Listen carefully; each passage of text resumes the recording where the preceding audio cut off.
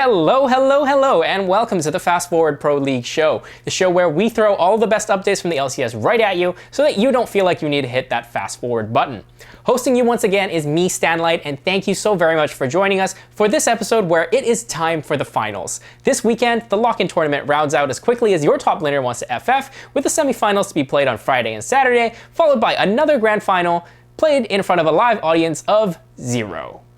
Sadly but unsurprisingly, there were no real surprises or upsets during the quarterfinals, with 100 Thieves, Cloud9, Evil Geniuses, and Team Liquid all progressing to the Final Four. Each of these teams were the higher seeded teams of their quarterfinal matchups, and each dealt pretty handily with their opponents, with only Cloud9 failing to make a clean sweep of their counterparts. Diving straight into the first semifinal taking place on Friday, sees an up-and-coming 100 Thieves pitted against the mega superstore Cloud9. 100 Thieves follow the path of least resistance through the last 8 as they overcame an Academy lineup fielded by Immortals. Yep, that's right. Immortals fielded their entire Academy roster to one-up themselves from the previous week, whilst also saving their main roster from the very real embarrassment that could have come from a series against a surging 100 Thieves. Things pretty much went as well as that one time you decided to try Predator Cassio for this Immortals team in Game 1, as 100 Thieves absolutely steamrolled through them and neatly tidied up and wrapped up the game in under 25 minutes, further showing off this Thieves team's ability to once again be dominant during the early game and snowball their leads into a fast-paced victory. Game 2 admittedly was more of a contest, with Immortals successfully matching 100 Thieves' bloodthirsty play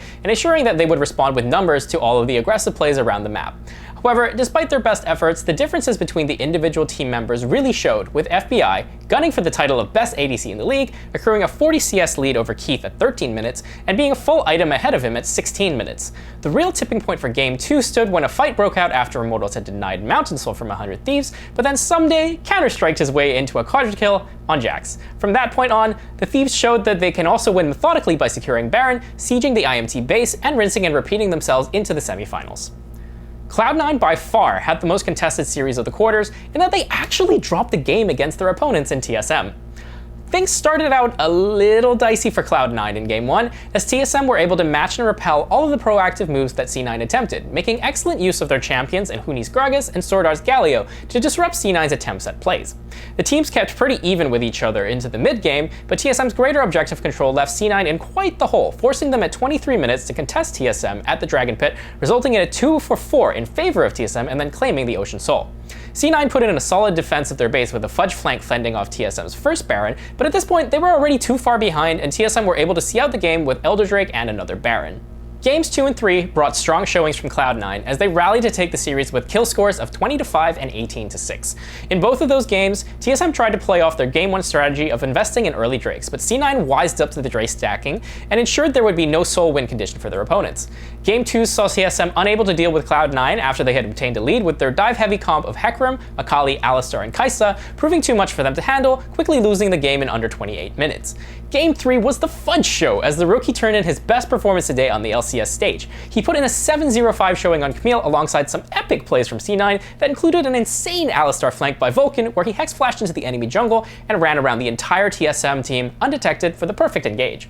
It wasn't all one-way traffic though, as Power of Evil proved to Perkz that he's not the only EU mid laner around who wants to enjoy his NA retirement by solo killing him, and C9 comically having a Baron stolen away from them by PoE's Azir. However, all that stalling couldn't stop the inevitable, as C9 always looked the stronger side and closed out the game with Infernal Soul. So good in their wins did C9 look that Sven even had time to pull off his best Reckless impression by picking up the Little Scene Sivir and going deathless in the final game.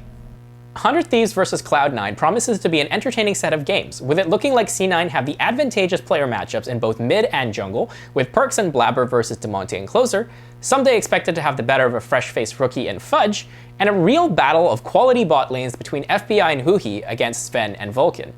Given 100 Thieves' tendency to play for their bot lane so far in the tournament, it could be a real defining factor in who will win this series, even if on paper you would expect Cloud9 to take this series due to the reputation and pedigree of their star players. In our other semi-final matchup, Evil Geniuses square off with Team Liquid in a grudge match between Impact and the team that let him go for a top laner whose team finished 10th in the LEC Summer Split. EG made their way into the semifinals by cleanly seeing off the Golden Guardians, who made a real statement of intent by locking in Udyr for Iconic in the jungle for Game 1. This may have been more of a performance to show you why you almost never see Udyr in pro play, with all of Iconic's movement speed struggling to really get anything done and ultimately getting picked off by, wouldn't you know it, Impact's Renekton via a perfect bush play to seal Golden Guardian's fate in the game. Game 2 gave us even more variation in champion picks, with Jizuke getting his comfort rise, Ignar bringing Seraphine back into the support role, and Niles making the latest attempt at trying to make NA Jace viable. Naturally, EG were having none of that, and promptly ganked top lane twice in the space of a few minutes in the first 15 minutes of the game, followed by a misposition and lost teamfight around Baron, putting Jace on his way to a 1-5 scoreline in the second game loss. EG continued to show their superiority in teamfighting throughout this series, with both Impact and Ignar standing out for the team once more, and definitely still putting in a strong argument for himself as a top-tier ADC. Team Liquid reached the semifinals after finding a way through a FlyQuest team who shot into the knockout stage by pulling out 2 wins on the final day of groups. Although FlyQuest couldn't really have done much worse than they did through the opening weekend, the team had a major uptick in form, with the introduction of jungler Jose Diodo bringing more stability and direction to their play. Unfortunately for them though, Liquid is probably one of the last teams you want to be facing when you're playing your 3rd competitive game together as a team.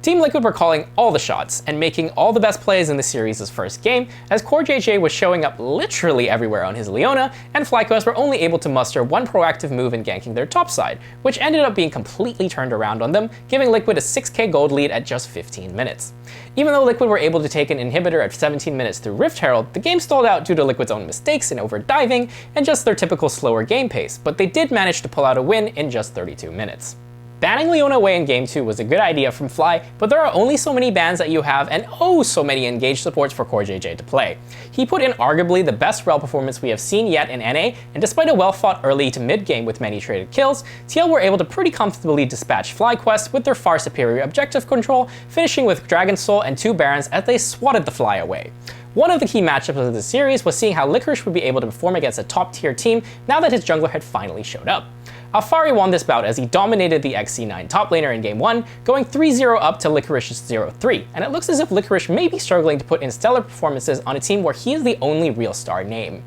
All eyes will 100% be on the top lane as the semi-final series kicks off, with many intrigued to see if Impact will be able to show that Korea is truly greater than EU. A key reason for letting Impact go was the impression that he limited Liquid's ability to play towards different styles and win conditions. But given that he's played such a major role in EG's crushing victories, you best get the popcorn out to see if having Alphari's ability to play Camille will be worth for TL. With one team best known for their consistency on the Rift, and another best known for their absolute volatility in the past, neutrals everywhere will be hoping for a combustible game. We'll be keeping our eye primarily on the bottom lane. No, not on ADC, but on the support role, as 2 of the highest performing roaming supports square off, with CoreJJ surely not having forgotten his team's demise at the hands of Ignar's FlyQuest in last summer's semifinals. As we round out the show, we talk objectives, things that you should probably pay attention to, and most definitely will not be. First on our list is that BM is here to stay. It seems like not only has NA imported some star quality into the league this year, but also imported some bad manners originating from G2's penchant for prolonging their enemy's agony by not killing off the Nexus and fountain diving.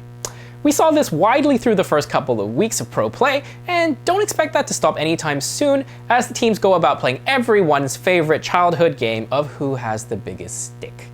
Looking ahead to the last set of games also brings into question how important side selection is going to be. Through the group stage, Blue side had a clear advantage, winning 12 games to Red's 8. Blue side only had a +1 record against Red through the quarterfinals, but this could very well be explained by the fact that the disparity in skill levels between teams meant that side selection didn't really matter. In fact, every team that made a side selection opted to play on Blue side, except for TSM, who chose twice to be on Red, and they might be regretting that now considering that they lost both of those games. Since the first 3 bans on Red side have almost always been on the OP jungle picks of Pantheon, Taliyah, and Olaf, it will be very interesting to see how much of a factor this will play on the remaining 4 teams.